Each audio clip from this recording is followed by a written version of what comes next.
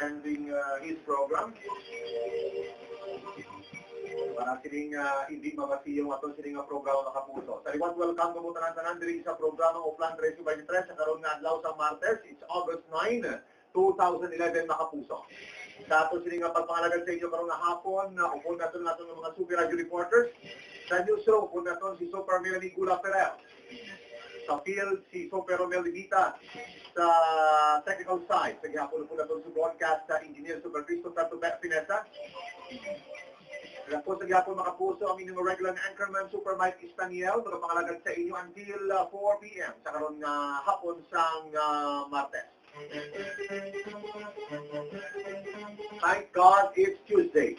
Salamat sa Ginoo, Martes nga adlaw, Martes ang hapon, sa gihapon buhi kita. Kagapadayon nagahimo sinis ang aton nga mga buluhaton. Regardless mga puso, kung ano man mga problema ka mo, ang importante nga buhi kita. Kita nagapati nga samtang buhi, kita may pag-asa. Ngayong hapon man sa mga kapuso mga tagpalamati sa atong kayo ng mga probinsya, una din ang atong kayo ng isla ang probinsya sa Guimaras, Antique, Aklan, Cavite, sa ng probinsya sa Negros Occidental. Ang atong mga kapuso ng mga market vendors sa mga nagalain-lain ng mga public market sa Bilog sa Metro Iloilo o rin sa may Super Central Pasaro Mandaluyong Molo, Kakarevalo Public Market mga kapuso. Welcome kamo tanan-tanan diri sa programa o Plan 1323. Nagikan rin sa may GMA Broadcast Complex, Phase 5, Alcatraz Village, Haro, Ciudad ng Iloilo, broadcasting live sa mga hapon. Ang programa o Plan 1323 na kapuso. Gani, go, go, go na kita sa mga hapon. So, dugay mga puso, you will be hearing once again, pila na niso patupe, kulo nila na drama series. Ika-12 na, ika-12 ni mga puso na drama series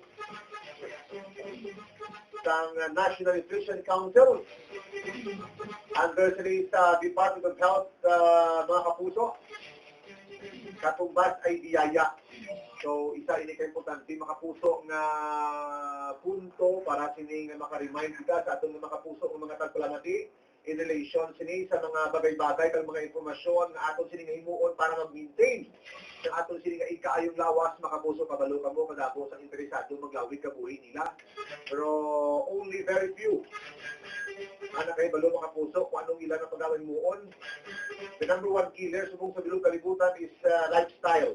So kung siningon kung why kay mo sa healthy lifestyle, kung siningon imong lifespan hindi maglawig, may mga paagi mga puso, and one of those muna ginahimo naton, pinagi sini sa isa sa mga ehensya sa natong gobyerno, ang National Nutrition Council, ang office ni Director Nora Tag-i, kag ni in-house physician, si Dr. Anthony Redoniel Macapuso,